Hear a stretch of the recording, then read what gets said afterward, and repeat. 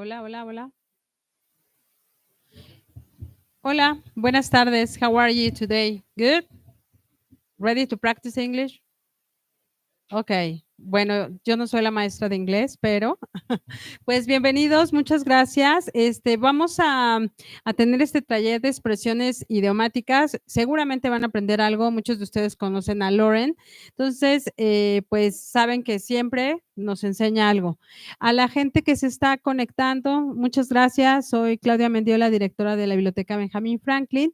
Para los que vienen por primera vez, pues les comento que este es un espacio donde pueden venir a aprender sobre Estados Unidos, sobre el idioma, sobre el cine, sobre la cultura, sobre diferentes expresiones. Ahorita tenemos también aquí una exhibición de cuadros de pintores LGBT que también pueden visitar y a lo mejor recomendarla.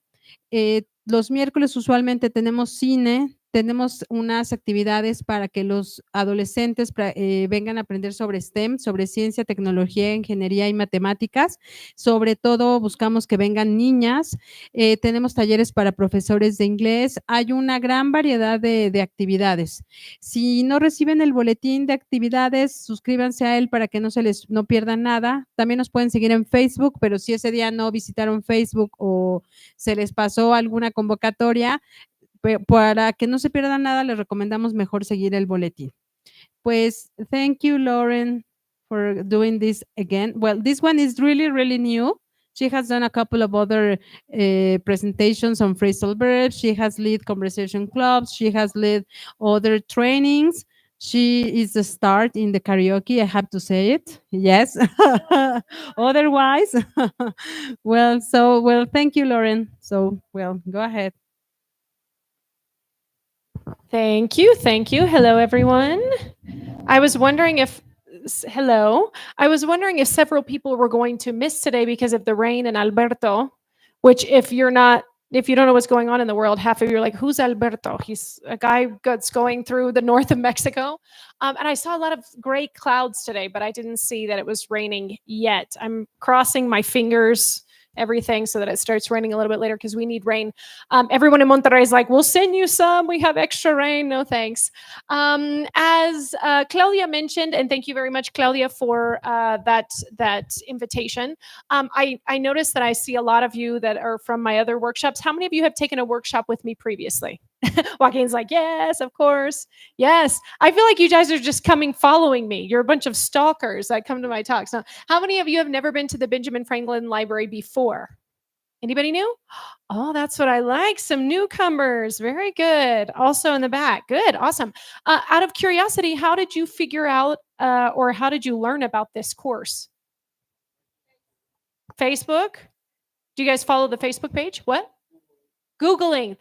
Were you like idioms? Lauren Faulk giving idioms in Mexico City. That's very impressive if you found that on Google. All right, awesome. Well, welcome to all of you, old and new, not because you're old, but you're the frequent comers here at the library and at the Cultural Center. As Claudia mentioned, this is the first time that I'm giving this particular talk here at the library, actually.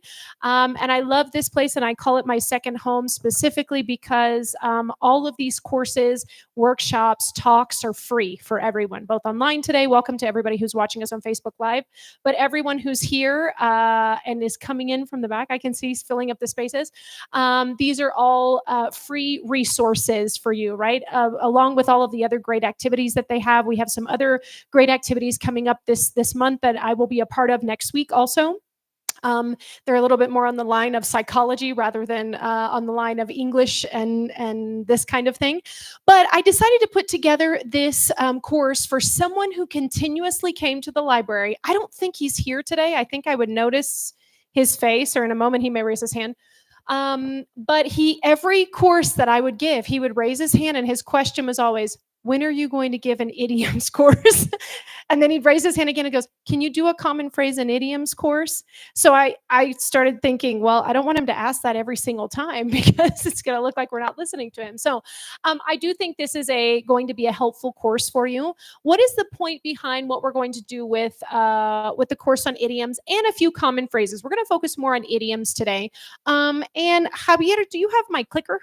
somewhere, wherever it is, so I can start the presentation in a minute. Let me give you a little bit of background on this, and I know that not everyone on Facebook Live can particularly hear you, but thank you, sir. Thank you very much. I know that they can't hear you answer this, but that's okay. They can answer for themselves. What would you call an idiom if you had to describe it in Spanish? What would you call an idiom? Oh, Brian's going to run around with the, there we go. Thanks. We're going to be professional. Unusual expression. Unusual or, Usual. okay, Usual. okay. Anybody else? Good. We're on the right track. Wait, take the mic, Daddy. They're going to force you to take the mic. When you can translate literally the meaning because there's another meaning Yeah. behind. Technically, that you're both right. We're adding a little bit more as we go, right? So they are common phrases, okay? And I'll be very, oh, go ahead. Yes, go for a it. metaphor. A Metaphor. Good. Metaphor. Mm-hmm. Using like or as. Yes. It's somewhat poetic, yes. We should just throw the mic back and forth, right? Like anybody in the front, anybody in the back. Go ahead. Get the ability to understand common people, American people in the street. Oh, okay. Because- Yeah. I hope this is going to help you understand us. Guys, So that- if you have a comment or question, you should use the microphone. Otherwise, people connected in Facebook can hear you and they don't know what we're talking about. Yeah. Okay, thank you. I can hear you, but they can't hear you, right? So right when it's panning the video, you've got to do like this and then be like, I believe. Very professional. Yes, you're all right to an extent. So does that mean if it's common American phrases to be able to understand us, if you came to my last course, you're going to be able to understand when I say things like, by the time that you finish all of this, you're going to be able to understand everything, right? Yes, good. That's the goal. Okay. So all of you are giving a little bit of information towards what the definition in general is, but basically it is a common phrase. Okay. But the important part of it is that it's figurative, right? Just like we would say in Spanish, figurativa. It's not literal. Okay. Trust me, some of the things you'll see today, if it was literal, it'd be a scarier world than it is today already with everything in the news. Okay. So we're going to take a look at where they come from. We're going to take a look at a lot of them. The number one question that people always ask me, and I just realized you're here, I have to talk to you about tomorrow. So basically, when we're looking at idioms, both in Spanish and English, I'm going to go ahead and tell you that you know way more in Spanish than I do. I am continuously learning these phrases, okay? So let me give you a little idea of the difference between a common phrase and what an idiom would be in Spanish, okay, before we jump into this. And sorry, the information I was going to give about where this presentation is, you can write everything down. Like we've already got people like, I'm trying to write it. I haven't even put an idiom up here yet. You can write every single thing down. Go for it. I'd like note taking. It's good visual. But you will be able to access, the link to this presentation at least for a week's time. And the link does not expire. You just have to keep the link. So if you go into it, as you know, with the code at the end of all of my talks, you can. The link to the presentation is already up and you'll be able to keep it, save it in your notes, whatever. If you want to write everything down, go for it. Do it. Be my guest. So looking at the difference between an idiom and a common phrase in Spanish, which is quite different than what it is in English, okay? And what I mean by that is we're not using the same ones. We generally have ideas that we want to get across by using some type of figurative language a lot of times. Now, I am famous. My spouse will be watching this probably and realize it's funny in my house because I don't learn the idioms very well in Spanish. It takes me a long time. Why? Because they're figurative. They're not literal based on the exact words. So let's do a little example here so everyone can laugh. Okay. What is the one where you say chancla que tiro? No la recojo. Eso es lo que decía tu mamá, recoja tus zapatos. No, no la vuelvo a levantar, okay? If you just tell me that, and I don't know what you're talking about, I would say, put your shoes back on, okay? What does that mean? It's also very Mexican mother, right? What does that mean? Give me an example of what that could mean. Somebody take the mic. We've got to take the mic. Sorry that this is an interactive workshop. We might have to, right here. Thank you. Sorry, go ahead. Give me an explanation of that. Well, maybe this item is used. We use relating to our ex-boyfriend or girlfriend. Oh, okay. I Yeah. could do. Could it be? Yeah, we talk Now, about I have it. questions. Could it be for anything? Could it be Maybe. like I stopped smoking? No, Kelly is like, no, no. no, no. it's always a person. It's Yeah, always a yeah, person. That's right. Como que yo no vuelvo a esto That's right. because it's not good for me. Exactly. All right. See, I would have I would have been like, I'm not eating any more chicken. Chancla que tiro. And my spouse would be like, what? Okay. All right. That's right. So it's people. Interesting to know. I'm going to teach you some of those things. Okay. Is there a synonym of la chancla que yo tiro no la vuelvo a levantar in English? That's the Something thing. like, Not necessarily. Okay. Let me think about it. No, Just- we have phrases where we say that are a little bit more like common phrases, right? There's no history to it really, or a figurative sense to it. But like you would say, I'm never going back to that, right? I'm Mhm. not doing that again, kind of a thing. So some of them have an equivalent in English. Some of them, as you can see, do not. Pati, I feel like you're the expert on this in Spanish as the Spanish teacher. So go No, ahead. I want to tell you that there is a song que la chancla que yo tiro no la vuelvo a levantar. Which means I'm not going back with that person. Okay, good. It sounds like an old Mexican Taylor Swift song. We are never, ever, ever getting back together, right? Okay, that's what it is. But see, that's pretty literal, right? We're never ever getting back together. That's what I'm going to put that into a version of Taylor Swift and record it. You heard it here first. Okay, so as you can see, there are idioms in Spanish. Trust me, probably every week in my house, I learn a new one, and I say in quotes learn because I don't remember them. And when they come back up on programs in Spanish, I'm like, what does that mean? Right. And that happens to me a lot in Spanish. So please don't feel like, oh my goodness, I don't know enough English today. When you look at these idioms, we use them quite often at some point, right? But trust me, I learned something new all the time in Spanish. I'm still learning. For a while, off of a program, I think it was Netflix, that was a Mexican program, I thought a guy's name was Carnal. And I just said, ¿Qué nombre más feo le pusieron a ese chavo? Because every time he saw the guy, he was like, Oye, carnal. And I was like, ¿En serio? ¿Qué nombre más feo le pusieron? And I'm telling my spouse at the moment, I said, sí, pero le hicieron eso a carnal, ¿no? So I was like, pues, ¿cuál carnal? I was like, ¿él no se llama carnal? No? Okay. So yeah, it's like, bro, okay. But see, I have a lot to learn. So please don't feel like you're out of the loop today when you're learning these things in English, okay? So as you mentioned before, what is an idiom? I'm sorry that there's a little bit of blur on this picture, but I like those up close pictures of like dictionary terms, okay? It has to be figurative for it to be an idiom. You do not do it literally. That's the difference really between this and common phrases. Idioms come from a variety of things, usually from the past, okay? We're going to take a look at some of the historical background on some of them, okay, where you go, well, what does that even mean? Why would you use that, right? I don't know if maybe chancla used to be huarache que tiro, and now it's chancla. I don't know. But there are quite a few that come from history, okay? I'm not going to explain all of them because we would be here from now until Christmas. And we do like the library, but not to sleep here, okay? A lot of them have history to them, okay? We're going to look at some of them. Meaning in the past, they used it for an activity that we might not do it the same way now, but we use the same phrases because over time they've been repeated so much that now we use them figuratively, okay? Also, we have them over just common conversation, right? There are things that we even do now that we could possibly start in like 100 years. They're going to be like, yeah, they used to do this thing in 2022 where they used to say hashtag sorry, not sorry. And people are like, what is that? What are you talking about? You know, when we all live with robots in the future, okay? Or we won't be alive. It won't matter. So they can make fun of us. But it's a development of things in history that continue on in phrases, right? Common phrases are more just things that we commonly say, but are not easily translated, right? The exact same way. For example, and you'll see a little bit later, phrases like in Spanish, you say, creo que sí.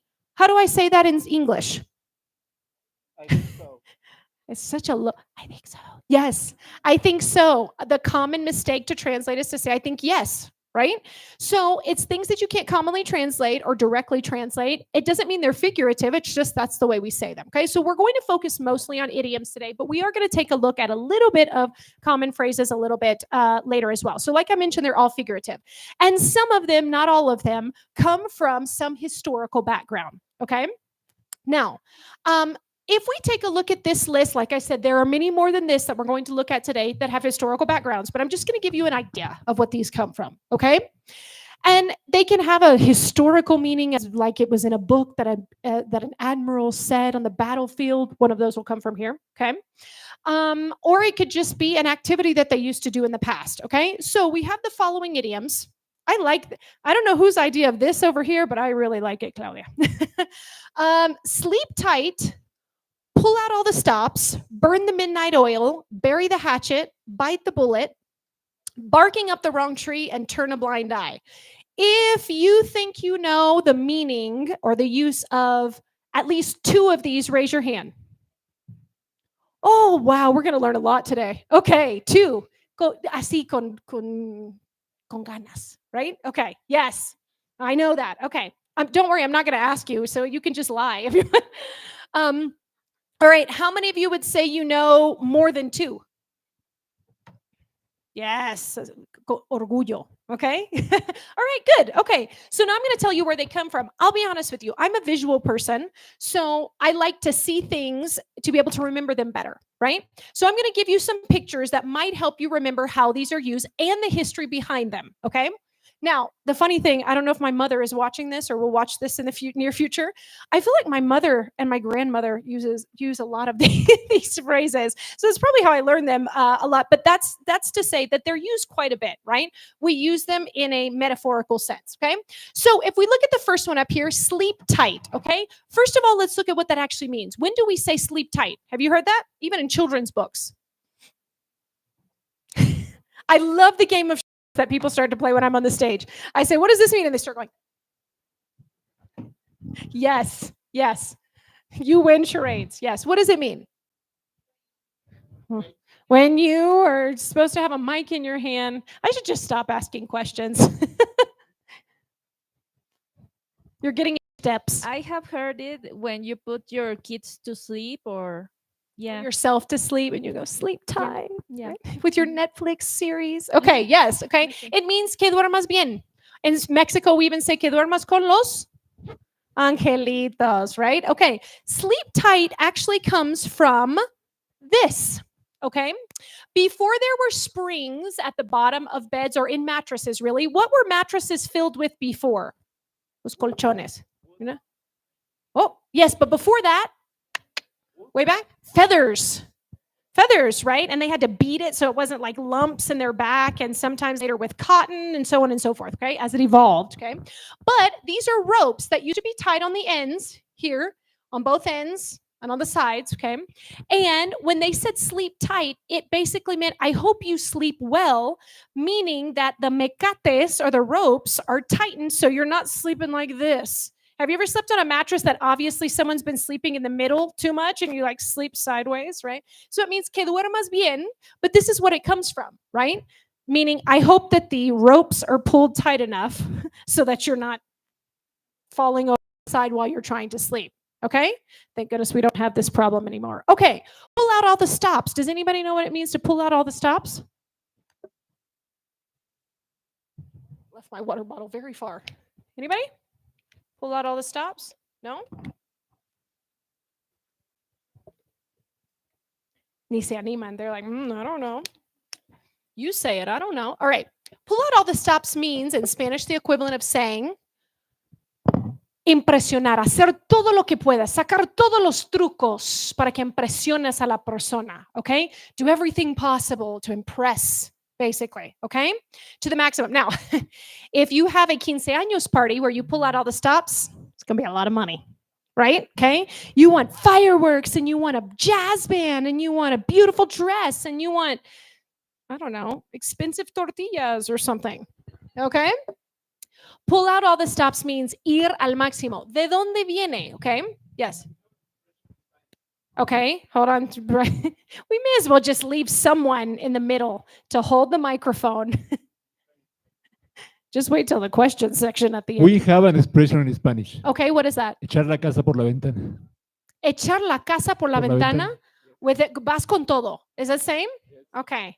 Now see, Jesus, when I'm going to try to say that again in the future, is not going to be good. It's going to be like, me fui por la ventana, ahí está la casa. It's not going to go well, but I'll try. Thank you. Okay, so pull out all the stops in this case is the same. What does it come from? This is a church organ, okay? Everyone knows the little tiny things when you get close to an organ, normally at the bottom or on the sides, that are called perillas in Spanish, okay? What are those for? Those in English are called the stops. What are those for? The perillas. No one plays the organ at the cathedral downtown? No? Okay. Well, don't worry, Brian. No one knows. It's fine. You don't have to. But to pull out all of those stops is sacar las perillas hace que fluya el aire con mucha más fuerza. Okay? So when you pull out all the stops, you're giving it everything you've got with sound, okay? If you have a church full of people, the bodies absorb the sound, so you can pull out all the stops. Vas con todo, okay? But if they're all put in, the sound is less. Does that make sense? Okay. So when you go on vacation, do you pull out all the stops? Yes? Joaquin, do you spend a lot of money? Is that why? Okay. Now, raise your hand. Maybe men do this too. I just feel like it's women. Raise your hand if you go on vacation for 3 days, but you take 15 different outfits. That's right, Brian. Yes. All the colors, all the pants, all the shoes, everything, okay? You pull out all the stops. A todo. How many do you actually wear, Brian? 3. Exactly my point, okay? Do you pay extra on your equipaje too? Please say no. All right, so that means con todo, right? Burn the midnight oil. That comes from the history of this little picture here, okay? Which, when you burned oil, it was for you to work late into the night, right? If you didn't have electricity years and years ago, obviously that was your source of light to be able to work. So if you burn the midnight oil now, you don't get out your lantern, I hope. What does that mean? Work late, right? Work late, burning the midnight oil, right? Is vas trabajando hasta tarde. Mexicans don't know about that. Yeah, right. You guys are you come here and you're like, I got out early and it's 5, right? Or 7 p.m. I couldn't get off of work and I'm like, why are you working till 9 p.m.? And I have the bad costumbre also to do the same now too. But burning the midnight oil, it means trabajar hasta bastante tarde. Okay? Bury the hatchet. Oh, anyone heard of that before? First of all, what's a hatchet? Brian's not gonna be, he's gonna sleep very well tonight. Sleep tight. Bury the hatchet. What does that mean? Hello? It might be turned off. We're going to do charades again. Bury the hatchet. I'm going to ask less questions after a this. hatchet. Sorry, a hatchet is an axe. An axe. Very good. How do we say that in Spanish? Hacha. Hacha, exactly. Okay. And what does bury the hatchet mean? Do you know? I have heard when you forgive someone, or Oh, close. Okay, I'll go with that and bring on the next thing. I know, Teddy. Hold on just a second. Because she's on the right track. She's close enough, right? To bury the hatchet is like perdonar y dejar ahí el pleito. Okay? No listen, you can't bury the hatchet and then be like, where is that hatchet? I need it right now. Right? You can't just be like, te perdono por el momento, pero mañana si me acuerdo otra vez te lo voy a sacar. No, it means se acabó aquí el pleito, basically, right? With forgiveness or whatever. I have heard also another expression, water under the bridge. That's coming up next. Okay. Adele. Okay. And water under the bridge. Yeah. Okay. Yes. Good. Yes. There's a lot of songs with idioms in them. Very good. So basically, times of it originated supposedly, as far as they know, from Native Americans. Who the chiefs would do that. If there were 2 different tribes fighting against each other, they would agree to bury the hatchet, which is like, take your weapon and put it under the ground so we're not fighting anymore, basically, right? Bury the hatchet, okay? So if you're fighting with someone, good idea to bury the hatchet. But bite the bullet. We've done this in some of my other courses, if anybody remembers. Bite the bullet, okay?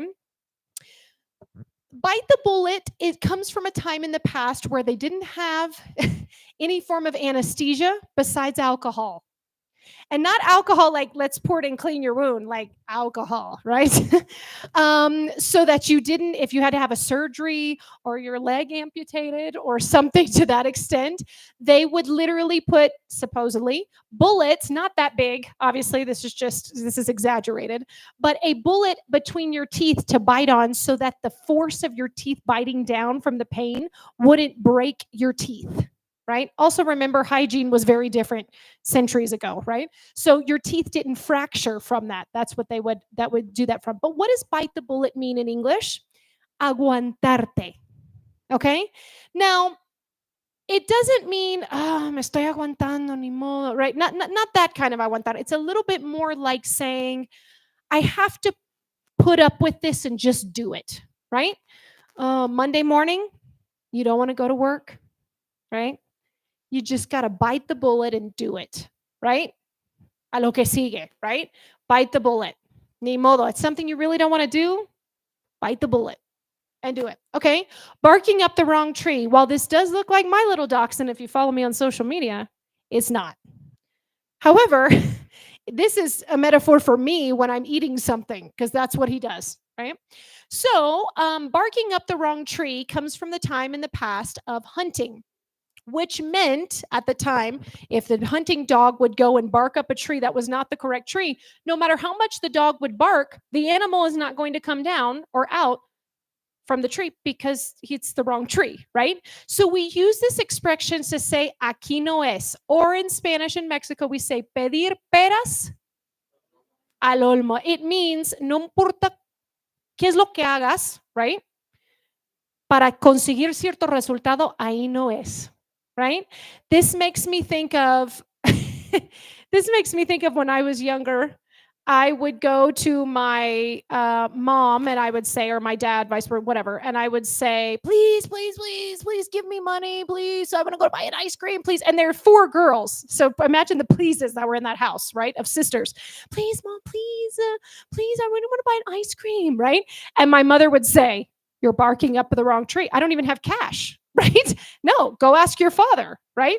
And then probably my father would say, you're barking up the wrong tree. I didn't bring cash either. I don't know, right? But it's aquí no es, right? No matter how much you invest in begging or asking for something, you're not going to find the result there, right? And last but not least of these historical ones, turn a blind eye, okay? Almost to the extent of saying in Spanish, ojos que no ven, corazón que no siente, right? Which means like, if I don't see it, I don't feel it, kind of, right? But this is the idea of you making the decision deliberately to not look at something. You're like, oh, I don't know what's happening over there, right? Okay, pretending like you don't see it, right? You're in a diet, you go buy Krispy Kreme, turn a blind eye. I'm not looking at this, right? Okay, so where does turn a blind eye come from? It actually comes from Horatio Nelson, an English admiral many years ago. This is his profile picture for Instagram. And he actually had a wounded eye in a battle, and he was looking over the horizon at a fleet of ships that were coming. And he pretended like he didn't see them because he put the glass telescope type of thing, right, up to his eye, his bad eye, right? Which meant like, oh, I don't know what you're talking about. I don't see any ships, right? Well, you can't see out of that eye, obviously. So it means hacerse el menso, basically, no? Como si no lo vieras, right? Even though it's clearly there, you act like you don't see it. Turn a blind eye. I have no idea what's going on over there, right? This could be for a number of things, right? If you see something happening in the city and you're like, I don't know what's happening over there. Me voy a hacer el loco. I have no idea, right? It could be good. It could be bad, depending on what you're talking about, right? So as you can see, a lot of these are historical. You're going to see some others that are based on pictures, images. We have a lot of these. I would venture to say we have a lot more in English than there are in Spanish, but I'm sure someone can challenge me on that, okay? And again, as I mentioned, they go from basically word passed on through time, or words passed on through time, and ideas passed on through time that eventually change, right? Even the way that we say them sometimes have been turned around in English than they were originally said for centuries before. If you want to know the original, go to Bridgerton. on Netflix, and they'll tell you the. No, I'm just kidding. They don't have too many idioms on there. So let's take a look at when do we use certain idioms and common phrases. Okay, I kind of divided them up into two separate segments. Okay, that I think will be helpful for us to remember which is which. Okay. Business. If you come to my business courses, you might have seen these before. Okay. Now we could go on and on and on and on for this. Okay. We would be here a very long time if we just looked at business idioms. All right. Again, all figurative. Don't take these literally. At least I don't think. No. Okay. So you could really use these in life in general, but these are very good for business terms. Okay. What does it mean to get the ball rolling? Okay. Get the ball rolling. It's to start something para que arranque y siga caminando, okay? We did not get the ball rolling at exactly 5 p.m. today. 5:10? I don't know. I didn't look at my watch, but go back and look at the Facebook Live, right? We started it. Arrancó a esa hora, okay? To get the ball rolling, okay? What do you need to do in order to get your vacation dream going? How do you get the ball rolling on that dream? What do you do? Did you say work? Okay, good. That's a good answer. You came to my finances class. I was like, you need money. He's like, no, you need to work for money. Good answer. Yes. How do you get the ball rolling? How many of you have children? Okay. Are they small? 4 months? Oh, just wait. Just wait. Okay. My youngest sister has 2 babies, which the youngest one is turning 2 today. Peyton is turning 2. And trust me, she has to be military at home with routine in the morning for 2 babies. There's a 3-year-old and now a 2-year-old, right? So how do you get the ball rolling? You have a routine going all the time. You get up at a certain time. You get your shoes on. You get your clothes on. You eat breakfast, blah, blah. You get in the car. How do you get it rolling? You have to arrancar con fuerza, right? And have a really good routine if you have tiny children, right? On a project, how do you get it rolling? How do you get the ball rolling? Sorry. It means empezarlo, hacer que arranque, right? We already mentioned bite the bullet. Ooh, how many of you bite the bullet at work? No one's going to admit it. They're like, what if my boss is watching the Facebook Live, right? It means tú no quieres, pero lo vas a tener que hacer. Así que aguántate and just do it. Right? Maybe a Monday, maybe a Friday, right? Where you're like, it's raining outside, it's cloudy, I can't work today. Bite the bullet and do it. Do what you do, right? Call it a day. Anybody know what that means? To call it a day. Yeah, it's like saying, voy a hacer esto, esto y esto, y ya. Declarar el día terminado. Now, this could be at 9 a.m. if you feel like you've done a lot of work. Have you ever woken up very early in the morning and started work at gone somewhere at 5 a.m. and by 10 a.m. you're starting to go, instead of buenos días, empiezas buenas tardes y son las 10 because you feel like you've been awake for a really long time, right? So maybe that would be my father. My father wakes up very early and by 10 a.m. he might call it a day because it's like, I've been working for 5 hours already, right? Es declarar el día ya terminado. Es decir, mis tareas y mis pendientes hechos, right? It's done. Now, how many of you are teachers? Okay. It doesn't matter if you're an English teacher or anything. If you teach children, yes or no? Brian's face. Oh my God. She's like, ganan una corona en el cielo. Okay. If you teach children, yes or no? The last week or 2 weeks before summer, semanas perdidas. Totally lost weeks, right? Would you agree? You don't see, you're smart. Yes, good. I remember being a teacher of children. The last week of school, why do we have it? It's just pointless, right? It's just a lost week. What about the week before Christmas? Lost week. Why do we even have it, right? And if we move it another week, every last week is still going to be the same thing. So basically, you do a fun activity, a math problem with a Christmas tree, and call it a day, right? And then you do a review for the year with a charades game, then call it a day, right? Because it's like, hasta aquí vamos a llegar, ya no puedo más, right?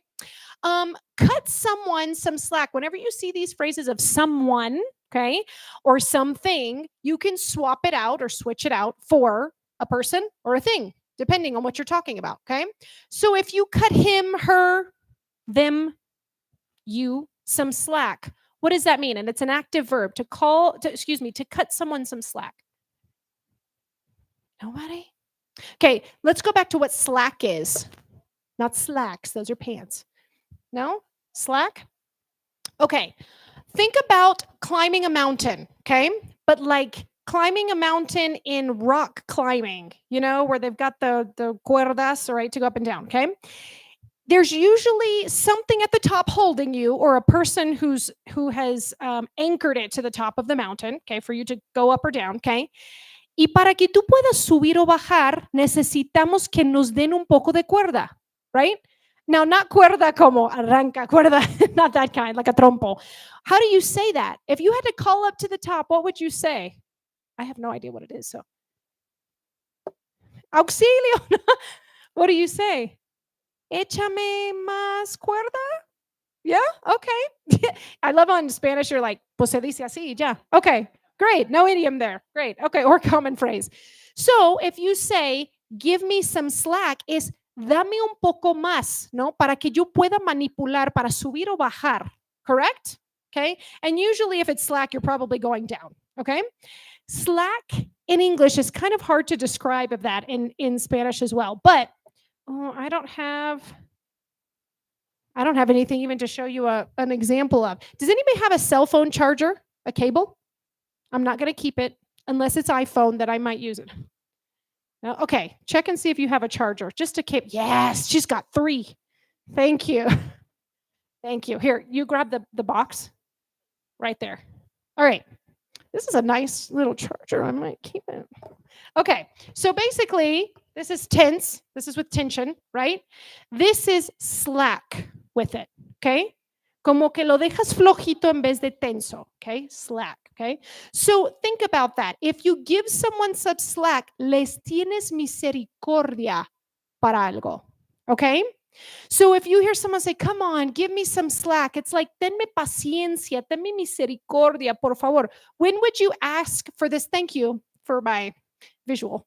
When would you ask for this specifically?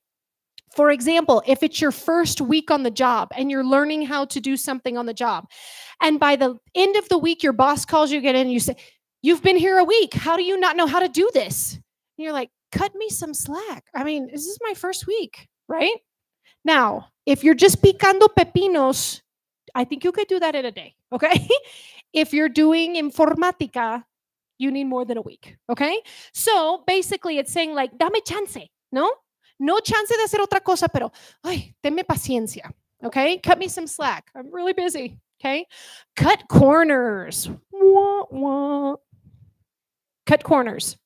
All right, I'm going to give you another visual. If I told cut corners, Like the F1 cars that cut the corners to go faster. yeah, you're right on the right track. Yes, good. Okay, so on the right track. So much pun. Okay. Oops, sorry. So if I were to use that example, as you talk about like racetracks, okay? Let's say I divide this group up, okay? And we're gonna act like this whole part right here between the books and the stage is a track, okay, to run. Tracks are usually circular. Do we agree? Okay. Okay, F1 fans? All right. Now, this side is going to run on the circular track, okay? And we're going to see how many laps you can do in 5 minutes, okay? This side, you have to go to this corner and touch it, then go to that corner and touch it, and then that corner and touch it, and then back here, and you have to do that. And let's see how many times you can do that in 5 minutes also. Who is going to do more laps? Who's going to do more laps? The people who can go in a circle, right? Ooh, it's a lot easier and faster, okay? Just like a racetrack. Imagine if they had to go y doblar a la izquierda y luego a la izquierda. That would be a lot of time, right? So, in this case, think about cutting corners, okay? Te lleva a un resultado más rápido, okay? But it's a negative idiom, okay? It's hacer prácticamente como trampa, okay?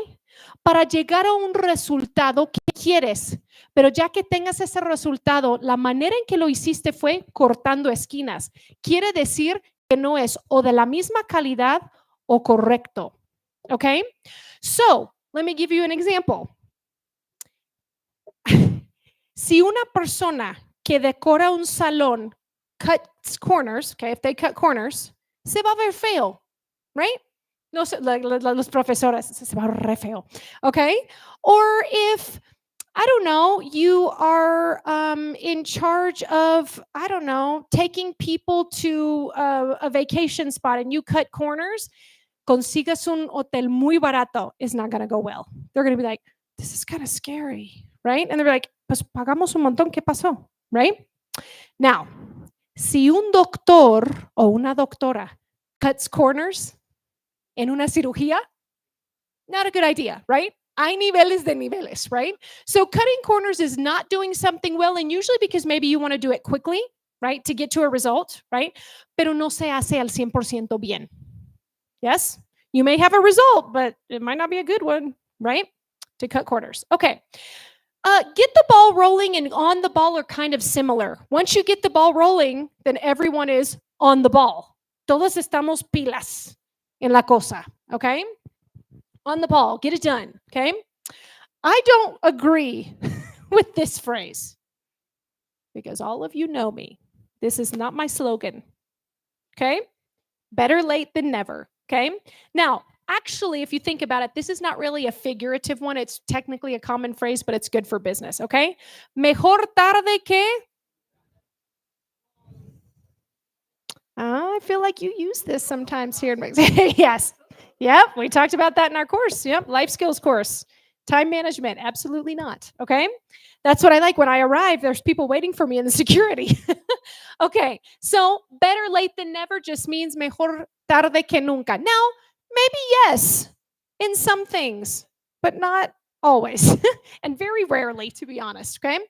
A dime a dozen. Now, this is very American because this is our currency, having to do with our currency of money, okay? A dime, which I don't know why, this is a whole different conversation, but I don't know why we don't just call it 10 cents coin, right? If you've ever been in the United States, did you ever open all of your monedas, your coins, and you're like, toma, saca lo que es para because it doesn't have like a 10 and a 5. And the 10 is smaller than the 5, and the 10 smaller than the 1, and it's a different color. It's very confusing, okay? But in this case, when you say a dime a dozen, okay, it means not más barato por la docena, okay? It means es algo muy común y nada extraordinario, okay? Es tan común que te los venden, okay, una docena por 10 centavos. It's just super common, nada especial, nothing special, right? So give me an example of something that's a dime a dozen in Mexico. I don't know. Como que los puedes encontrar en cualquier lado, no es nada especial. Tacos. I was waiting for that. Yes. Have you ever gone to Polanco and bought a taco that's this big and it's like 100 pesos and you're like, están mejor los de la esquina que están en un peso cada, right? 2 pesos, right? Absolutely. Okay. Yes. So, a dime a dozen, nada especial, ¿no? O comúnmente, como decimos, X, right? Nada especial. You could, it's easy to find. Nothing unusual.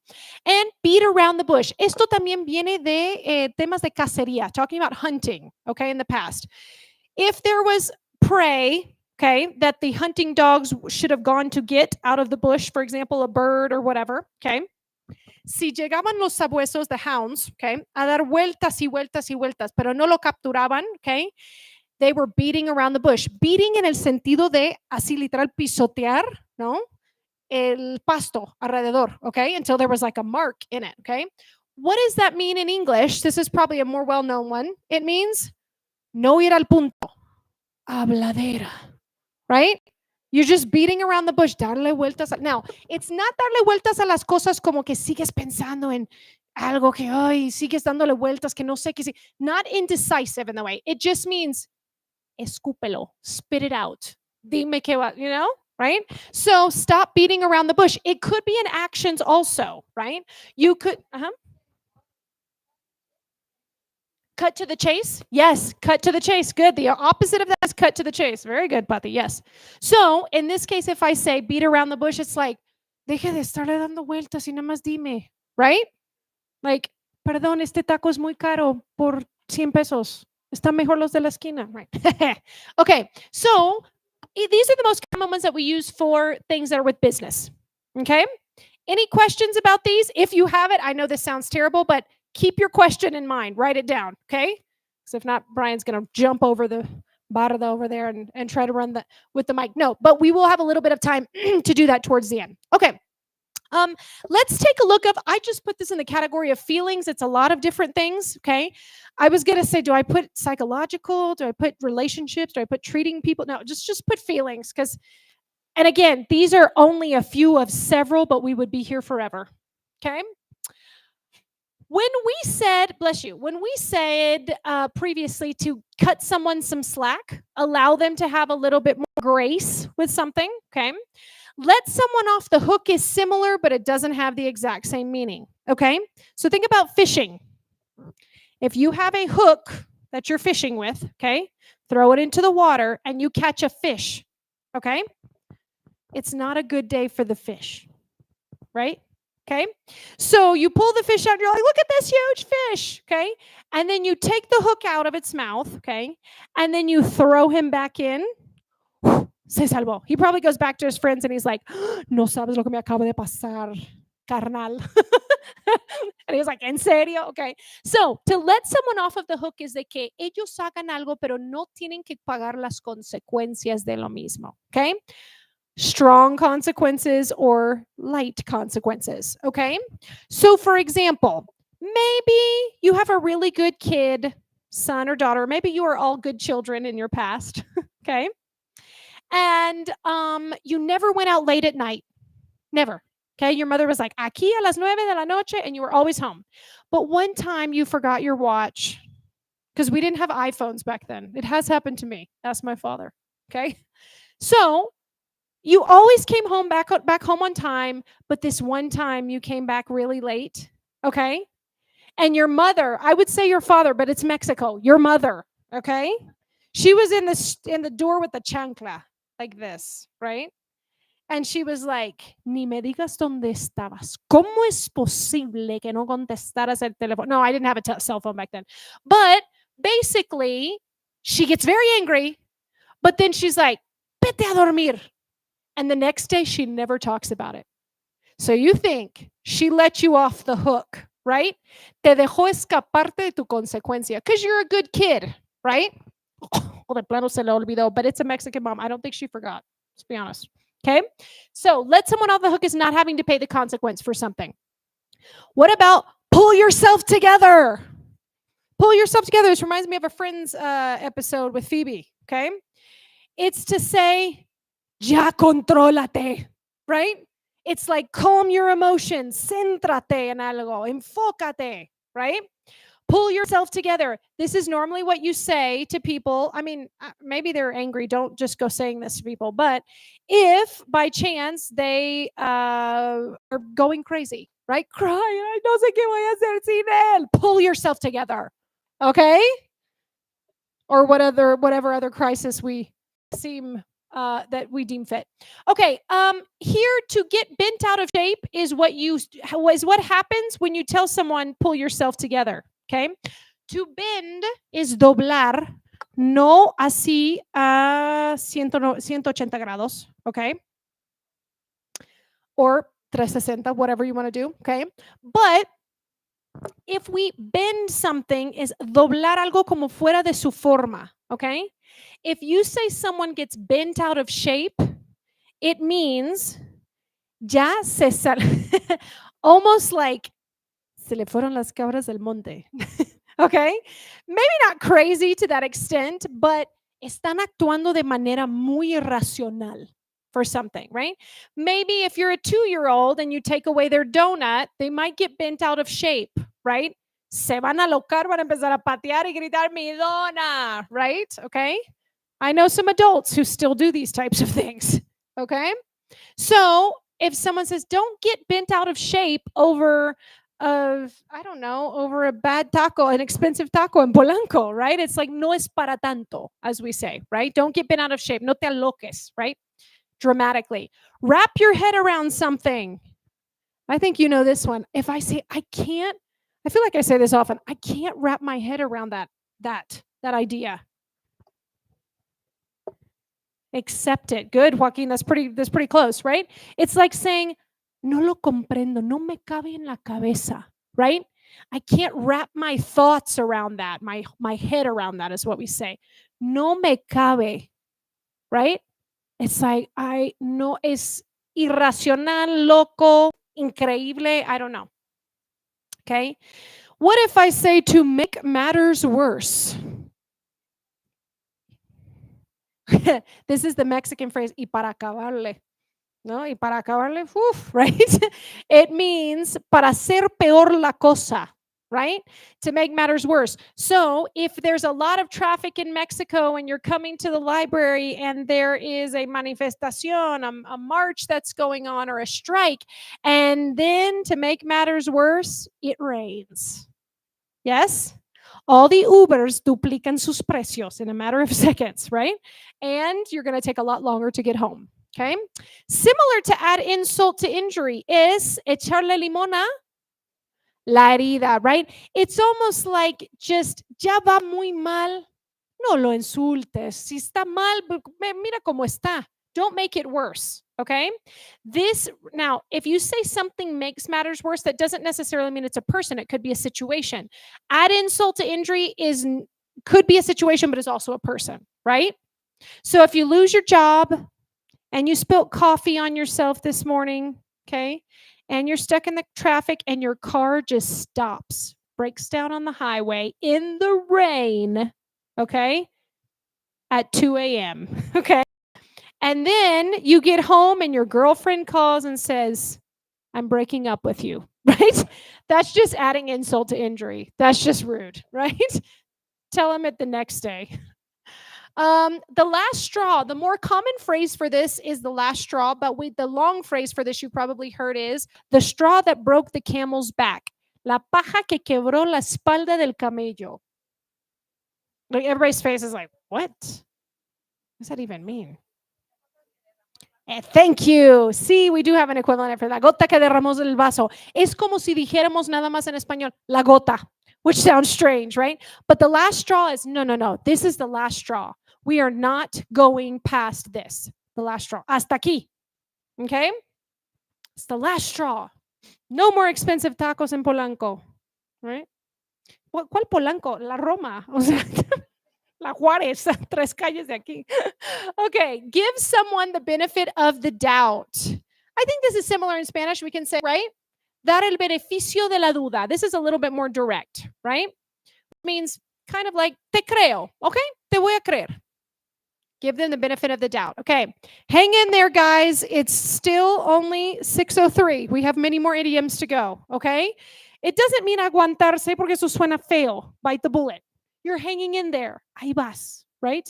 It's like tú puedes kind of a thing. Okay.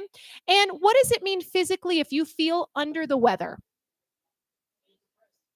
It could be sick. You're sick. Te sientas mal. It could be mentally. Usually it's a little bit more like resfrío, right?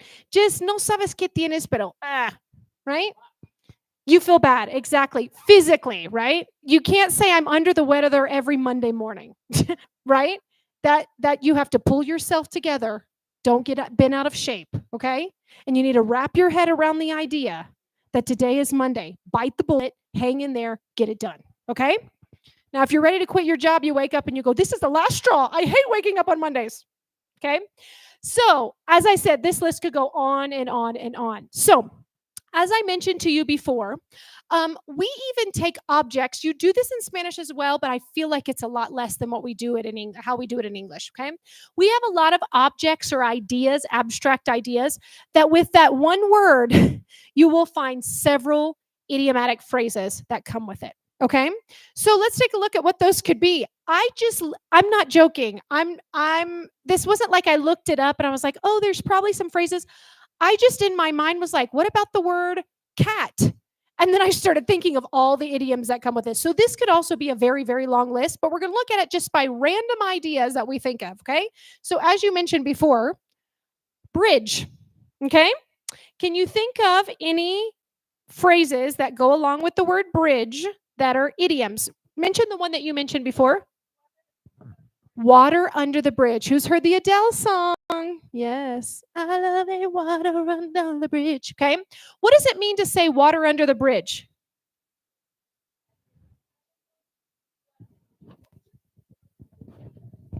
They're going to look, they start chasing you. Once you don't have a microphone, that just Javier and Brian are just chasing you. Say it again.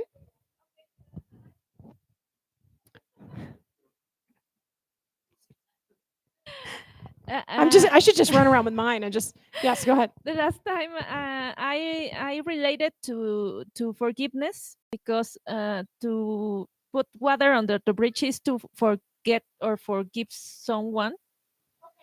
Sorry, no, I'm not speaking in my own microphone. They're like, please stop. Okay, it could be An action. okay. Yes, it could be and you can say it as a reference. There's actually two meanings to it. A reference of like, eso ya pasó. Lo pasado, pasado. Okay, it's ya pasó. It's okay. It's water under the bridge. It's all right. Olvidado, kind of a thing. Absolutely. Okay. In the similar way, it's also the idea that water under the bridge does not last very long in a river, right? It's just pasajero. It's really fast, right? But usually it has that emotional tie to it, which is also why Adele says, our love ain't, don't repeat ain't, that's not a good word, but I mean a real word, but isn't water under the bridge. No fue cualquier cosa, no fue pasajero, no es algo así simplemente olvidado, right? I love it, water under the bridge. It's a good song. Okay, any other bridge references with idioms that anybody can think of? Not everyone at once, please. I was like, this is my opportunity. I'm going to take a drink, and no one else is raising their hand. No one? Mm-mm. Join, you said? Yes, no? No. He's like, no, I don't want to repeat it. It's not right. Say that again. Wait. Don't cross the bridge until you get there. He's on the right track. We say, I'll cross that bridge, or anyone will cross that bridge. I didn't think about this, Javier, when I had the mic in my hand opening a water bottle. We'll cross that bridge when we come to it. Yes. So these are the ones I could think of, and I'm sure if you looked it up, you could find several more. Okay. Cross that bridge when one, me, you, he, she, it, we, they, comes to it, or when someone comes to it, okay? When I come to it, okay? Which means I'm not going to worry about that until it's time to worry about that, okay? Now, I'm an overthinker, so I worry about it from right now. I don't even know what I'm worrying about, but I'm sure I'll be worrying about it beforehand, okay? Cross that bridge when you come to it. Voy a preocuparme y encargarme de eso cuando venga el momento adecuado, okay? So if I suddenly go around with my mic, don't worry, I'm not going to do it, Brian. And I said, what are you going to do for Christmas? Do you guys have Christmas plans? No, you're like, you all look like my older sister. When I ask her, I'm like, what are you doing for Christmas? She's like, that is literally 6 months away. And I'm like, but I have to buy tickets. I know. So cross that bridge when we come to it. Cuando venga el plan, ahí lo acepto, ahí lo veo. Okay. I am not a cross that bridge when I come to it person. I do reservations for hotels months in advance. Okay. Water under the bridge, algo pasajero, algo olvidado. Okay. Burn bridges. What does that mean?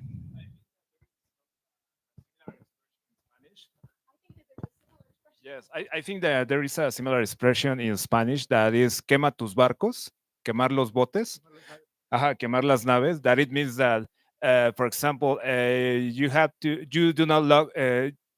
do not turn back, just go on. For us, it could be similar. I thought you were going to say queman la evidencia. I don't know, like pirates or something. Okay, burn bridges is really like saying quitar una conexión, kind of taking away a connection that you had to something or someone in the past or in the present, just getting rid of that connection, right? Like it's, I don't believe, if you say, I don't believe in burning bridges, it's like maybe you finish a relationship, right? Chancla que tiro, si vuelvas a levantarla, if you don't burn the bridge, right? It's like saying, I don't want to get rid of that connection. Maybe you leave a job, but you don't want to leave it on bad terms, right? You don't believe in burning bridges, dejando las conexiones atrás. Maybe you need to sometimes. Carry matches just in case, okay? But Let bygones. let bygones be bygones. Uh-huh. Yes, but it doesn't mean the exact same thing. Saying let bygones be bygones is the equivalent in Spanish of as an explanation would be like, allá ellos que hagan lo que quieran, siempre van a ser iguales. But that would lead you to burning bridges. It's not the same action. Oh. Does that make sense? Okay. And bridging a gap, you could also use this in business, right? Cerrar un hueco que haya, right? Bridging a gap, right? Maybe there's a misunderstanding and I don't like you and you don't like me, but let's try to talk this over and bridge the gap, right? So we can work together. Bridge gap is similar than narrow. Narrow, no. Because narrow is just an adjective to describe something. Angosto, right? Bridge the gap is an action, right? No es hacer el puente entre sí físicamente, right? But it's an idea of juntar dos cosas que están lejanas como si fuera entre un puente, right? We had a lot of sales last month, but we don't have a lot of sales this month. We need to figure out how to bridge the gap and come to an average. Yes? Okay. Let's take a look at this sucker. This is just a table. You'd be like, how many idioms? Can you think of an idiom in Spanish with the table? Con mesa? Poner mano sobre la mesa? Poner algo sobre la mesa. Okay, we're gonna do the same in English. Okay, sobre la mesa. Okay, good. So we're kind of on the same track to an extent. Under the table, when you do something like paying under the table, es de hacerlo de manera ilícita. O donde no se vea las mordidas, right? I don't know what. See, I learned so much. People are doing charades that I don't even know. I don't know what that is. De Puebla, ¿qué? Yeah, this item is for mordidas. Well, actually exists a soccer team that has this line crossing the t-shirt, and the no, but the officer can tell you, pues te pone la del Puebla, para que you give the state of Puebla, but Puebla has a soccer team. Okay. Y yo amo Puebla. Me siento muy mal de que no me sé estas cosas. Okay. Has a line, like a stripe. Te pone la del Puebla. Órale. Okay. I've learned so many things in my own workshops. Okay. Well, under the table means to do something like a escondidas, right? Usually illegally or incorrectly or unethically, right?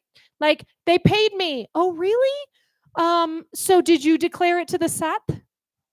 He said, no, it was cash. It was under the table, right? Right? Everyone declares it in SAT, right? Okay. I'm going to turn a blind eye and I'm not going to look at your answers. Off the table. What does it mean when something is off or on the table? It means punto de discusión a la mano. Okay? So if it's off the table, es ya no se puede hablar de eso. That option is off the table. Right? Yes? In my household, the chocolate option of ice cream is off the table because we only have vanilla in my house. Okay? On the table is punto de discusión, una opción para discutir. It's an option to talk about, right? Let's put all of these options on the table, even if you're not sitting at a table. That's why it's figurative. And we'll talk about it, okay? Now, are these normal phrases also? Yes. Put my drink on the table, absolutely. But if we're talking about them as idioms, they're figurative, okay? Another Adele song. Turn the tables on someone. Turning tables. No, nobody? Okay. She's like, yes, Adele. You know what I'm talking about. Yes, Adele. Turning tables on someone is darle la vuelta a las cosas a alguien, right? Turn the tables on someone. Tantos años de decirme que yo soy floja. Mira dónde estoy. Mira dónde estás tú ahora. I don't know. Whatever your life looks like, right? It's turn the tables on someone, right? Alguien que se enoja muchísimo todo el tiempo. El momento que ya no aguantas y tú te enojas, les volteaste la mesa. You turn the tables on them, okay? Wait tables is technically between common phrase and idiom, but it's equivalent to saying un mesero que vaya a las mesas, right? O una mesera, right? So it's to say ir y tender las mesas y las personas en las mesas. I have to wait tables at the restaurant, okay? No estás esperando a las mesas. Come on, tables. And clear the table, okay? Normally, this is a physical type, okay? A little bit less of an idiom, but clear the table is quitar toda la mesa y limpiar la mesa por completo, okay? Quitar los vasos, los platos, whatever. Clear the table. It's not the same thing technically as clear the air, which means hablar y platicar las cosas para que no sean tan tensas, right? Let's clear the air para que no haya tensión. Okay, fire. Look at all the ones that we have for fire. Fire away, fire away. No, Sia, thank you. Yes. I should just do a whole segment of, no, because then we have copyright problems to share this video. Fire away is dispara, ándale, cuéntame, dime, go for it, okay? Usually with words, okay? Add fuel to the fire, echarle leña al fuego. Making a situation that's already probably bad worse, right? Like if you talk to someone who loves gossip and you're like, te voy a contar algo, pero no le puedes decir a nadie. Don't tell that person, okay? Okay? Add fuel to the fire, no lo hagas peor. Don't make it worse if they already like it, okay? Playing with fire, to play with fire, jugar con fuego is risky, right? Okay, so just thought of a terrible example that I'm not going to use, but I'm not. I'll use a different one. To play with fire would be like breaking up with someone and you're like, ay, hoy sí voy a tomar un montón. I'm just going to go crazy, right? And then you have a cell phone with text, right? And then you're like, le voy a mandar nada más un mensajito de cómo, qué estás haciendo, right? And then you're playing with fire because you're tipsy, right? Te estás arriesgando, okay? Burn the midnight oil, like we said before, work until very late. Burn through something is que vas con una rapidez y velocidad enorme, okay? If you like to read, how many of you like to read? Books, not Instagram? Okay. You burn through it so quickly if you read one book after the next. Okay, you burn through them. Now, real question, how many of you binge series on Netflix and on HBO Max? No? Binge is like cuando empiezas con uno y no vas a acabar hasta que terminas todo. Oh, yeah, right. Thank you. Be honest. I do that all the time. Bridgerton, just the other day, okay? Yes, you binge it, okay? You burn through it so fast, right? That's why they divide it up into two parts, right? Because it's empiezas y lo quemas. And when you're under fire is bajo ataque. That comes from the idea of being on a battlefield in war, okay? And under fire is bajo ataque o críticas, okay? If you make a comment and you're a famous person and it's a controversial comment, you'll probably be under fire on social media and in the news, okay? Not mentioning someone who recently is trying to run for president in the United States. Just saying, okay? Under fire. A cat. You'd think, oh, it's just a cat. There's no idioms with a cat. Do you have a cat idiom in Spanish that you can think of? Todos los gatos son pardos. Remind me what that means. La curiosidad mató al gato. I'll just repeat these. I won't remember them, but I'll repeat them. En la noche todos son igual. Es decir, ok, pero habla específicamente de la noche. Oh, ok. Sí, ok. Ok, gotcha. Todos nos vemos súper lindos en un antro, ¿no? Sin luces. Ok. Buscarle tres pies al gato. ¿Qué quiere decir? Buscar. ¿Y si el gato tiene tres pies? Pobrecito. Ok, so you think, okay, entonces sí tienen muchos, eh? Good job. All right. Good job. You guys think you're quick on your feet. All right. Let the cat out of the bag. Soltar la sopa. Right? El secreto. You're going to have a birthday party. Are you going to the party? And it's their surprise party. And they're like, what party? And you're like, oops. Oops. Okay. Let the cat out of the bag. A game of cat and mouse. Estar jugando y no tomar las cosas en serio. Y no ir al punto. Right? If you're playing a game of cat and mouse, it's de aquí para allá. Él dijo, ella dijo. She said, he said. He said, she said. Right? Game. Y luego tú me hiciste, y luego no, pero tú a mí me hiciste. Oh my God, stop playing cat and mouse. Just deal with it. Cat got your tongue? ¿Te comió la lengua el gato? Is that the same thing in Spanish? Yeah? Okay, ¿qué quiere decir? Resulta que ya no tienes nada que decir, ¿verdad? Orderly, right? Cat got your tongue? It's usually with an exaggerate question mark, right? Cat got your tongue? Raining cats and dogs. Oh, chonguitos. Everybody cross your fingers that when we leave from here, actually, when you get home tonight, not from here, it's raining cats and dogs. Deluvio, right? Está lloviendo a cántaros. Okay. Yeah, cats and dogs is weird. This is strange. Let's just be honest. And look at what the cat dragged in. Now, don't say that to just anyone, and you need to have a good relationship with this person, okay? Cuando alguien está muy cansado, muy agotado, y entra ya por fin a la casa o llegan a la fiesta retarde y se ven mal, right? Just exhausted, right?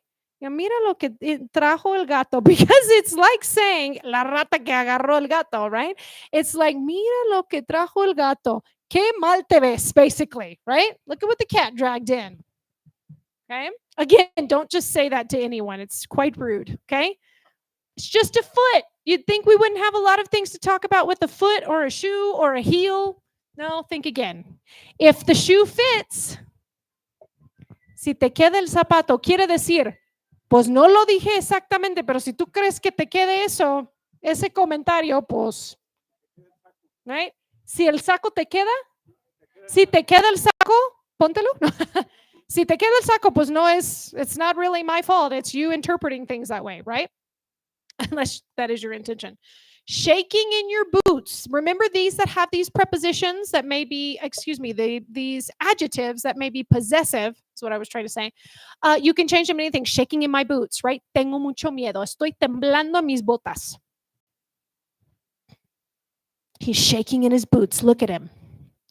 The shoes is, that is terrible English. Do not follow my example. That is my mistake. That should say, the shoe is on the other foot. Es decir, pero si fuera ella, o pero si fuera él, right? Si el zapato estuviera en el otro pie, quiere decir, si esa persona estuviera en mis zapatos, which you can say in your shoes also, okay? Pensaría diferente o sentiría diferente, right? If the shoe was on the other foot, which doesn't make sense because one human wears two shoes on. So I don't know who came up with that, but shoes to fill quiere decir que llegas a la medida o el estándar o expectativa de alguien, right? If you are going to go and be a boss and your boss before you was a great boss, you're like, whoa, those are really big shoes to fill, okay? No le estás diciendo patón a tu jefe anterior, okay? Doesn't mean he had big feet, maybe. Shoes to fill es tengo mucho que, o sea, para cumplir y llegar a esa expectativa de algo. Yes. Dejó la vara alta. We also say, yeah, he raised the standards or the bar is really high, right? Similar. But that doesn't have shoe in it, so I had to put it in here, right? Break a leg, right? Good luck when you're doing a show, getting on the stage, something like that. I'm not going to say what it is in Spanish from the Spanish people because it's a bad word. All right. And then, of course, this would be endless. If we just talked about food in general, not even about taco, okay? Or I don't know what that is. It's like a sushi something. I don't know what that is. I just got this picture because it's got food in it, okay? Something, right? But I'm hungry, so it looks good. This is just a few of many, okay? Spill the beans. Otra vez, soltar la sopa. Dices todo. I spilled the beans. Yes. Spill the beans, okay? No. That's when you're at a ramen shop and you spill your soup everywhere. No. It's soltar la sopa is the same thing as spilling the beans. If you spill the soup, it's hot. It's not the same thing. To go bananas. B-A-N-A-N-A-S. Yes? Okay? Alocarse, to go crazy, go bananas, walk into the store and just go bananas. You can do it. In a nutshell, in resumen, in a nutshell, 2 peas in a pod. What do you call this in Spanish? Nobody? I'm trying to do charades. I'm not doing very good at it. Yes, no, but I'm trying to. See, Claudia, I told you, I'm not good at charades, obviously. What do you call this? Son como uña y? ¿Saben por qué? Porque no tengo mugre en las uñas. Es por eso. That's why. You couldn't get the point from it. Yes. It's like saying son así. Okay? 2 peas in a pod. Uno hecho para el otro. Okay? Could be a friendship, 2 people who get along in the office. Okay? When we have bigger fish to fry. No, but we have something more important to take care of or to do. So, for example, if we're all sitting here and we hear the alerta sísmica, no, we will not while we're here, okay? But I get up and I'm like, guys, wait, we have to say goodbye to the people on Facebook. And you girls are like, we have bigger fish to fry. Earthquake alarm. Let's go, right? Hay cosas más grandes que ocuparnos o que tratar, okay? Walk on eggshells. Caminar con muchísimo cuidado y no necesariamente caminar físicamente. It could be abordar algún tema con alguien que es muy delicado. Okay? I feel like when I'm talking to him, I'm walking on eggshells, right? It's like super delicado el tema. Bring home the bacon. Unless you're vegetarian. El que trae ingreso o la que trae ingresos principales a la casa. Bring home the bacon. ¿Por qué? Porque venía de traer algo de cacería antes para que tuvieran de qué comer. That's called godines now. Okay. Piece of cake. What is that in Spanish? In Spanish? Did you forget your Spanish? Pan comido. What is that in Spanish? Everyone goes, easy. Yes. Pan comido. Piece of cake, anything that's a piece of cake is easy. Very easy to do, okay? When you sugarcoat something, hacerlo ver o escuchar mejor de lo que realmente es, okay? What do we say? How do you say, Clau? Okay. Now, question.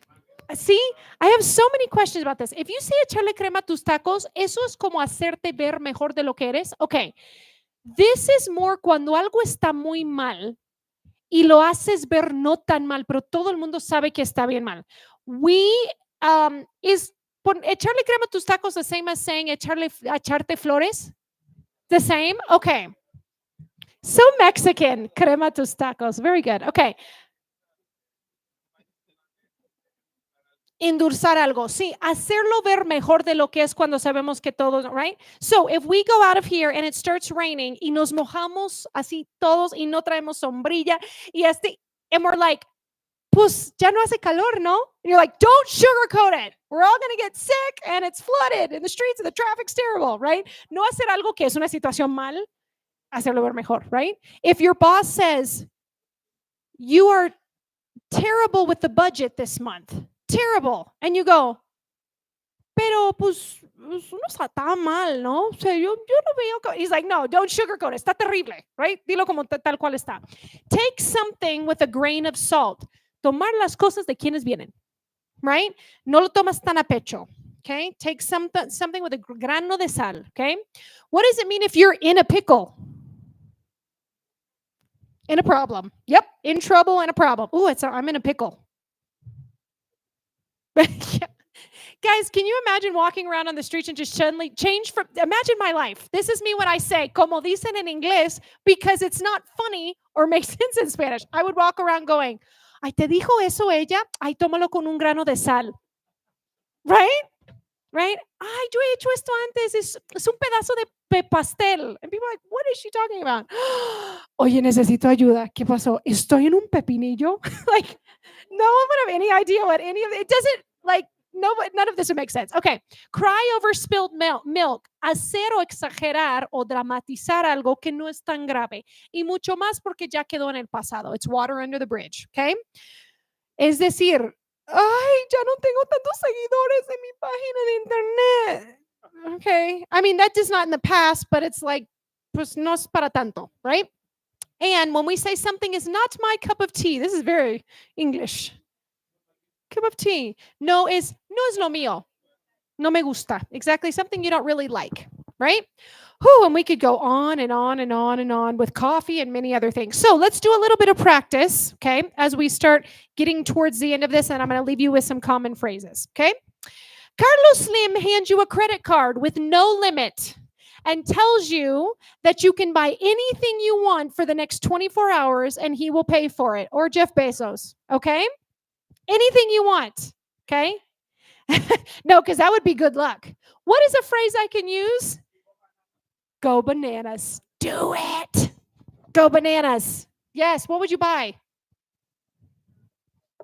A car agency, right? I don't know if you can do that with a credit card, but yeah, okay? Anything you can imagine, and lots of tacos. What? Real estate business, a beach.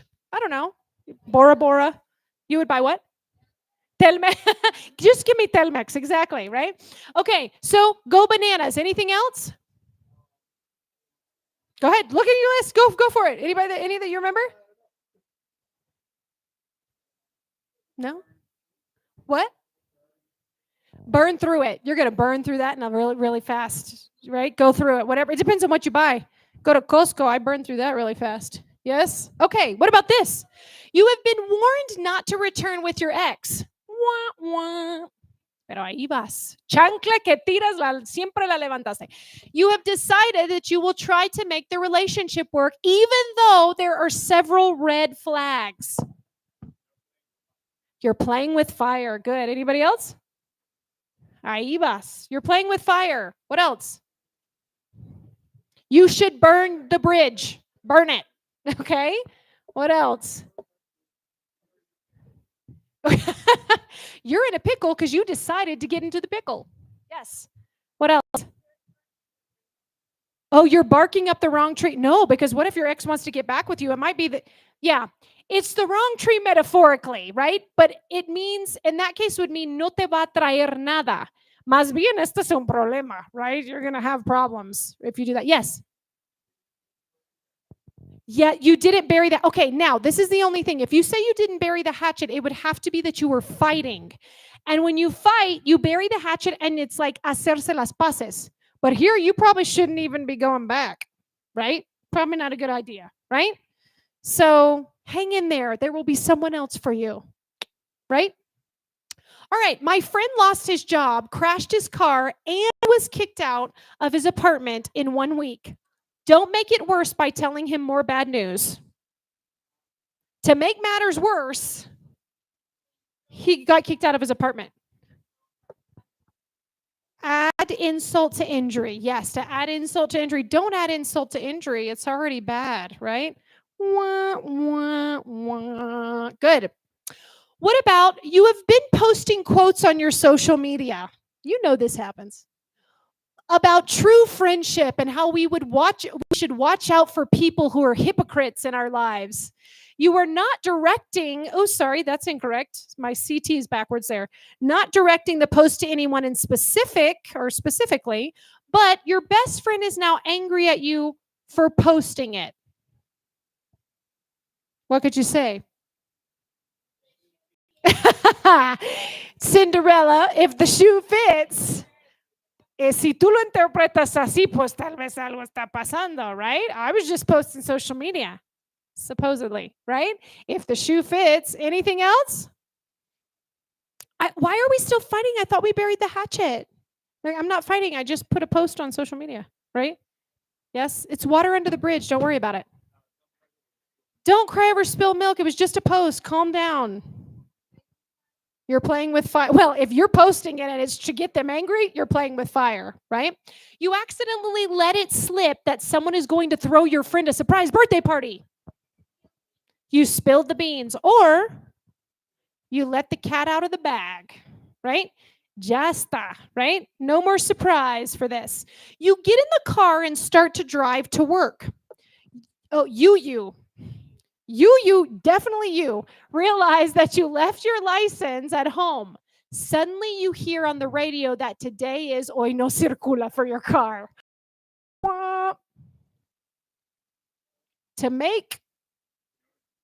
You're in a pickle. Just leave the car, just run. You're in a pickle. To make matters worse, you hear on the radio that today is hoy no circula. Anything else? Listen. If he comes by and he's like, señorita, eso no circula y su coche, right? You pull out all the stops, right? You're like, oficial, es que, right? No, don't lie. It's que hoy es lunes, odio los lunes. I'm trying to hang in there, but it's really hard to do, right? But it's para acabarle, right? On top of it, you're in a pickle. A man was supposed to go to prison for a serious crime. However, He was pardoned by the president and didn't pay for the crime he committed. He's what?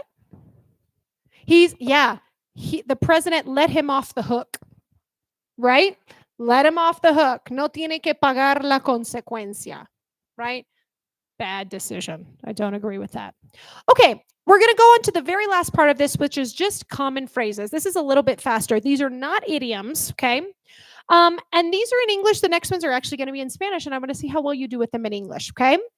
Other common phrases that's just the way we say them. It doesn't have any historical background to it or anything of the sort, okay?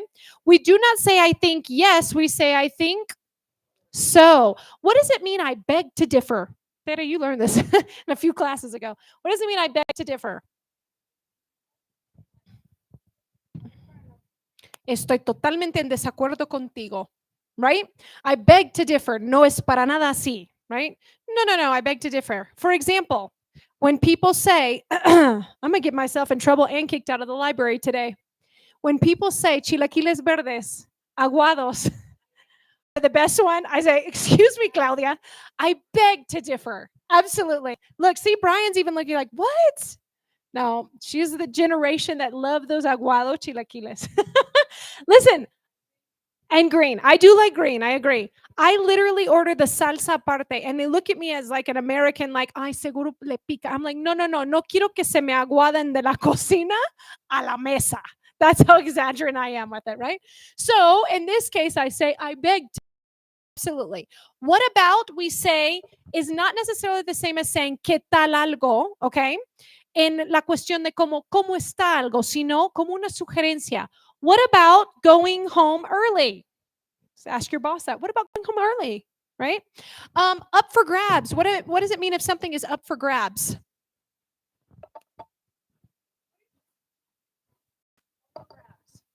Up for grabs means el que lo quiera lo puede agarrar, tómalo. Okay? Hay un último pedazo de pastel. My English is getting mixed up with who knows what else are at this hours of the night. You can say it's up for grabs. El que lo agarre, lo quiere y se lo lleva es suyo. Okay? Up for grabs. On the surface, what does that mean? En la superficie, es decir, en la parte externo se ve de cierta manera, pero no es la realidad. They're sugarcoating it, right? On the surface, it looks like a great idea until they tell you how expensive it is. Even a great person. On the surface, when you first meet him, he's like a good person. It could be. It's just the first part of it of saying algo por encimita. Por encimita se ve de cierta manera, pero no es la realidad tal vez, right? Or, yeah, kind of like the point of the iceberg on the top. On the surface, it looks like it's small, but at the bottom, it's huge, right?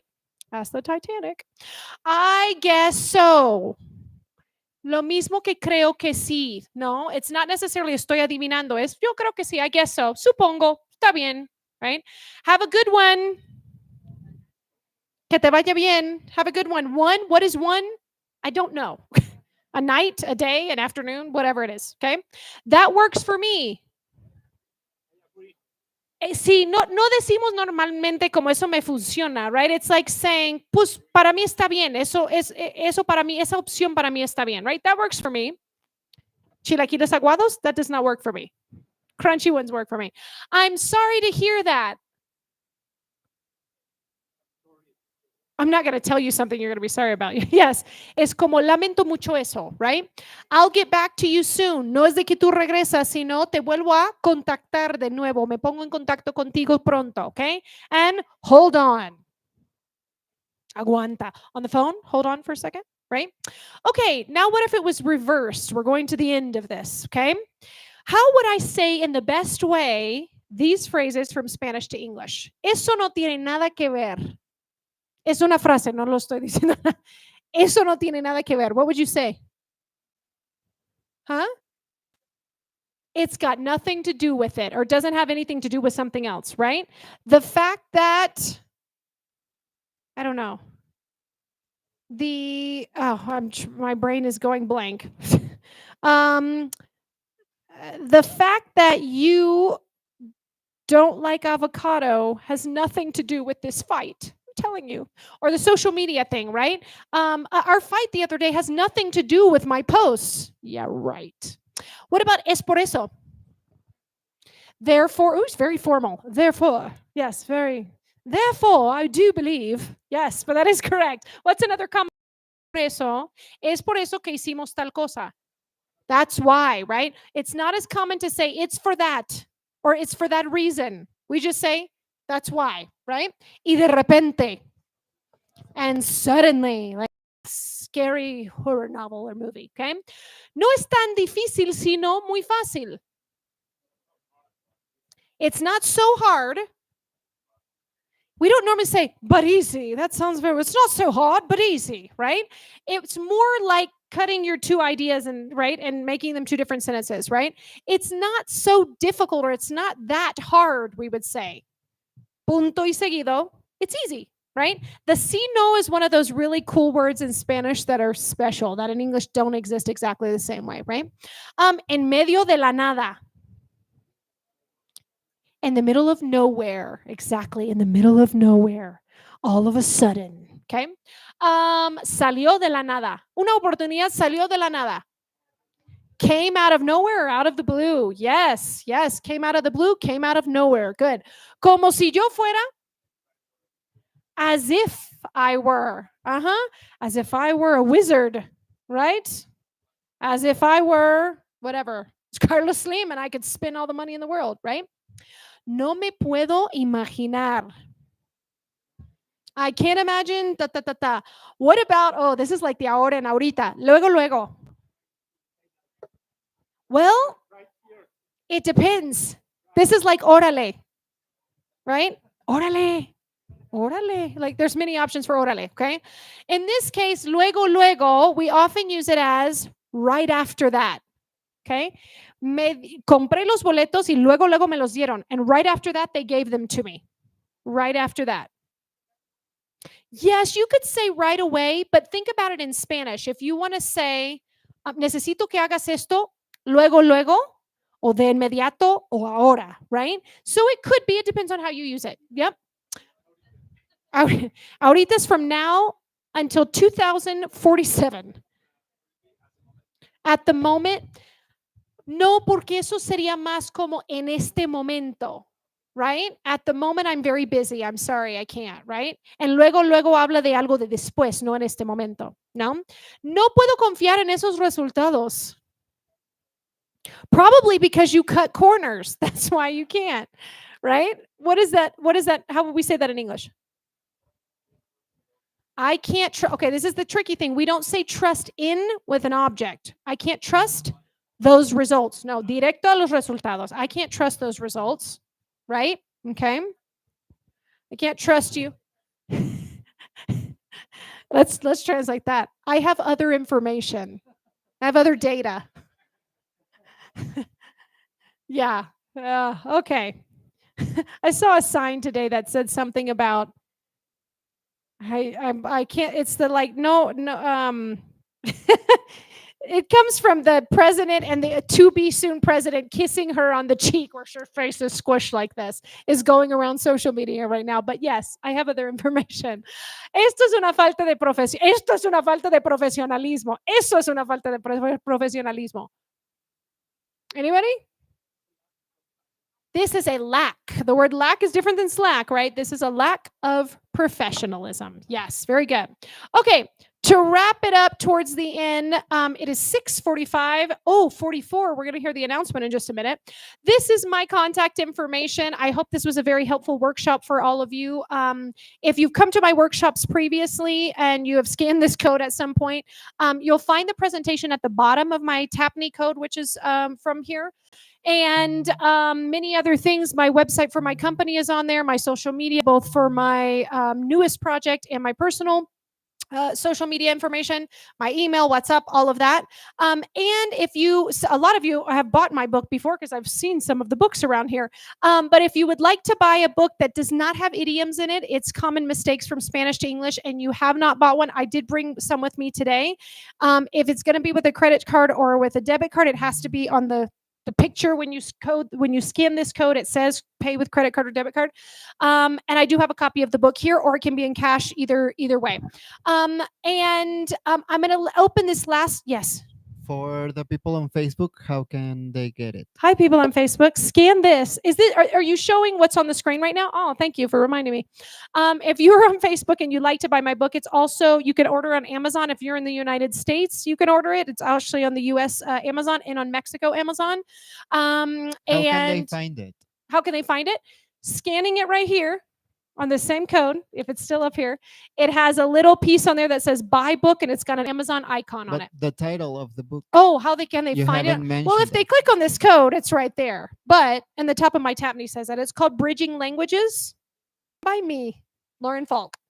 And you can find it directly just by looking for it on Amazon. It's the only book called that, I believe. That's why I named it that. Or you can just scan the code and it's in one of these options up here. Anybody have any last comments or questions about idioms? You're going to, listen, go watch Netflix or something tonight and be like, I learned that. Hang in there. What? A second part that you would have me here every single day, just giving courses and courses and courses. I do enjoy it, so that's a good thing.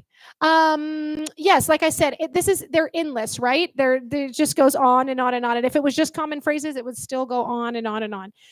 We have a lot of words and phrases in English, so it's never ending. Lauren, at Yes. the beginning, you show a QR, no? Just to check the presentation. Was This my- one. Is This is this the one? one. Okay, Uh-huh. well, just for the people in Facebook, someone asked, are you gonna share To keep the presentation, absolutely. I'll Yes, go in uh-huh. and comment on for my personal self to the Okay, video, the perfect. live video Okay, this mhm, evening. okay, Mhm, sure. thank you. Uh-huh. And again, the links that I use for the presentations. Now remember, I didn't give the explanations on here, right? So if you wrote them down, or you just go back and watch this video, right? Follow the Benjamin Franklin Library, and you'll be able to watch it again. But the link, I leave it up for a week on this code. Okay, because I give other courses and it takes up a lot of space, but the link doesn't expire. It's going to be there. So as long as you stick the link in your computer, no, no, if you have the copy of it, let me know, Pati, and I'll send you some of the other ones. The link is still, it exists. It's just not on this code, right? Because I would have tons and tons of courses every month coming up. All right. Any more questions? We still have a lot of activities that are coming up in the library this month, so check the calendar if you haven't checked it. We have some already planned for the beginning of July for you to celebrate the 4th of July with us. I will see you there. I think No, so. I'm waiting for you. So Oh, you, okay, sorry. okay. No, I shouldn't be but mentioning things. For next week, if you want to come on Wednesday at 5, Lauren is going to be another talk just related to LGBTQIA plus is the topic. So if you want to join, that will be really interesting. And we're just like waiting for a date for a karaoke in July. That I was we like, will we have a share date for with the you. talk. Okay. Yes. Yeah, I'm playing with fire. I'm mentioning Yes, things that they're exactly, waiting yes. on me to confirm. Okay. All right. I could do it though. Okay. And for if you are English teachers, tomorrow we are going to have the presentation of a book on mentoring and assessment, I think. So if you want to come at 5, people from WAP, from Benemérita Universidad Autónoma de Puebla, will be here presenting the book. So I hope to see you here, okay? We will have a little bit of tequila. So come, okay? Oh, wow. I'm okay. coming. It's I mean, I don't Friday, even know if okay. I need it, but I'm coming. Okay. Yes. Uh-huh. What time is that tomorrow? 5? 5. Yes. 5. Uh-huh. Okay. All right. We'll Well- come because you mentioned that last little part. Thank you. All right. Thank you guys for coming. I hope that you enjoyed it. I hope you come to many more upcoming activities here in the library. Thank you for those of you who saw this talk in Facebook Live. I will add the link to the comments there later this evening for my personal Facebook.